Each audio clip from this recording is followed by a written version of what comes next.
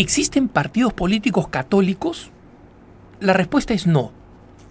Alguna vez existieron.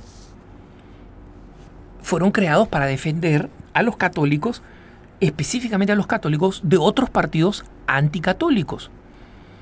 Se me viene a la memoria, por ejemplo, el partido Zentrum de mediados y finales del siglo XIX en Alemania, que los católicos fundaron para protegerlos de la guerra cultural lanzada por Otto Bismarck, que no solamente era una gran campaña para uniformizar el alemán en Alemania, etc., sino que tenía un componente anticatólico muy significativo.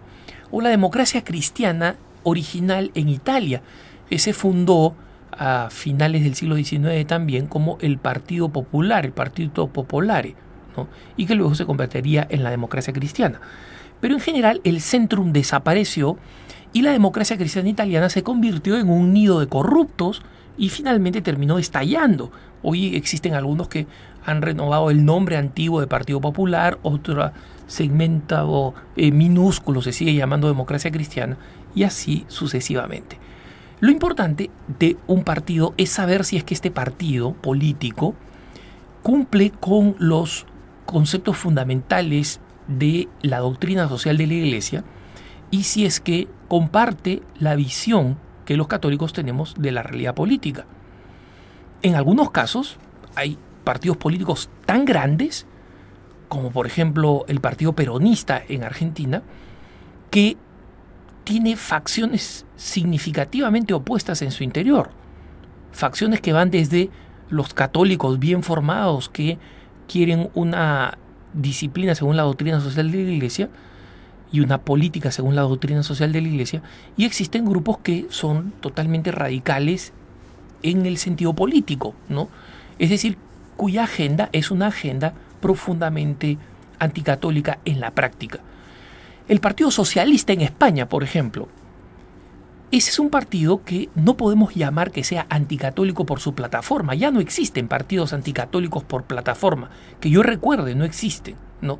Pero sí existen partidos políticos cuyas plataformas políticas colisionan prácticamente en cada punto en los que colisiona la doctrina social de la Iglesia y las enseñanzas católicas, ¿no? Pienso en el Partido Radical en Italia, por ejemplo, o en el PSD en México, ¿no? Obviamente, estos distintos partidos no dicen que están en contra de la Iglesia, porque eso es totalmente anacrónico, ¿no? Totalmente anticuado. Pero sí tienen una agenda punto por punto que viola no solamente la preocupación de la Iglesia por los más necesitados, por los pobres, por los inmigrantes, y ese es un tema importante a tener en cuenta cuando se escoge un partido político para votar o para militar en él.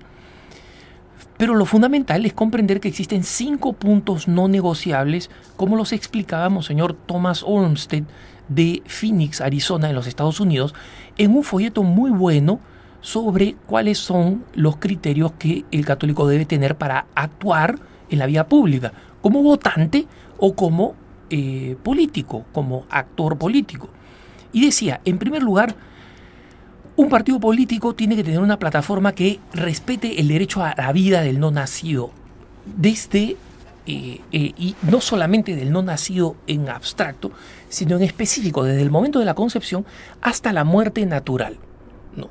Entonces, la Iglesia se opone en primer lugar a que la vida no sea respetada. En segundo lugar, es que la vida no nacida y la vida humana se convierta en objeto y no en sujeto. Y esto lo vemos específicamente en los proyectos para la clonación humana. Cuando el hombre se va a convertir en piezas de recambio y se generen hombres simplemente por piezas de recambio, nosotros estamos en una situación catastrófica que es innegociable para la Iglesia. Entonces, punto 1, derecho a la vida. Punto 2, no a la clonación. Punto 3, innegociable para la Iglesia también es el tema de la familia y del matrimonio. Es decir, el reconocimiento del matrimonio como una unidad natural entre un hombre y una mujer. y en consecuencia defensa del matrimonio y de la familia, mediante leyes de protección y leyes que mantengan su excepcionalidad como una institución fundamental para el futuro de la sociedad y para su presente. En cuarto lugar, está otro derecho fundamental, que es el derecho de los padres a educar a los hijos.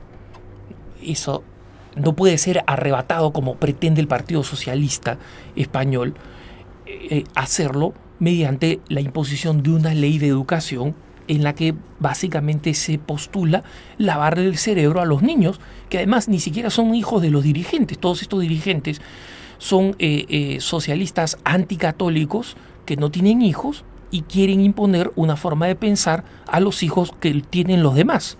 No se pueden salir con la suya de las dos formas, ¿no?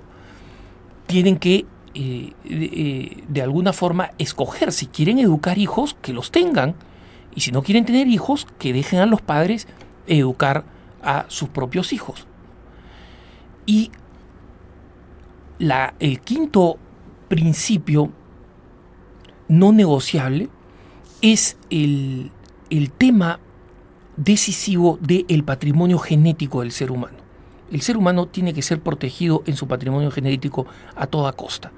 Y en consecuencia, no solamente eso descarta la clonación, descarta también las manipulaciones con células estaminales embrionarias, la fecundación in vitro, etc.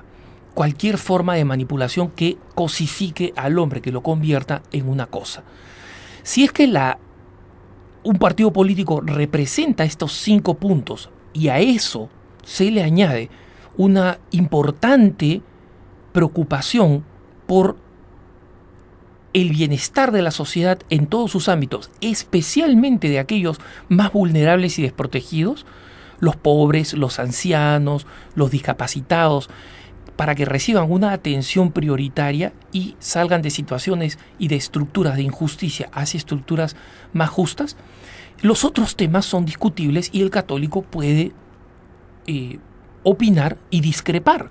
Si existen 2 o 3 partidos en un país que apoyan esta plataforma de los no negociables, entonces no hay ningún problema en que un católico diga: mira, yo estoy de acuerdo con un partido político que es más simpatizante de elevar los impuestos para darle recursos al Estado que los distribuye a los más necesitados, y otro puede decir: yo creo que más bien tiene que recortar los impuestos para que la iniciativa privada tenga más dinero y pueda donar mejor para hacer funcionar los trabajos asistenciales, porque está visto que los trabajos asistenciales privados ayudan mejor que los públicos, que los estatales.